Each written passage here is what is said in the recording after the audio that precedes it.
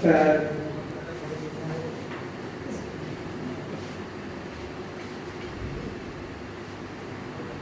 আমরা একটু জোরে করতালি দিয়ে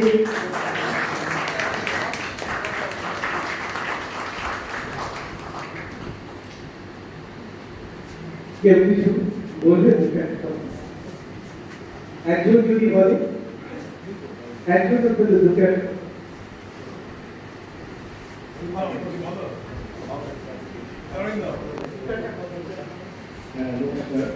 উপস্থিত সকলকে শ্রদ্ধা প্রণাম।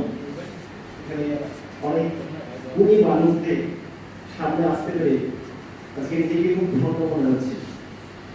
আমি স্যারের ছাত্র ছিলাম, আমরা হচ্ছে 2000-এর ব্যাচ। আমার আজকে একটা কথা বলতে ইচ্ছা করছে। তো আমার ছোট থেকেই অঙ্ক ছিল ফেভারিট সাবজেক্ট, চিরাচরিত ভালো করতাম, করেওছি। কিন্তু স্যারের কাছে যখন পড়া শুরু হলো, স্যার এমনভাবে মোটিভেট করলেন, আমি অনার্স করলাম জুলজি অনার্স কমপ্লিট করলাম। কিন্তু ম্যাথের ভালোবাসা থেকেই গেছে।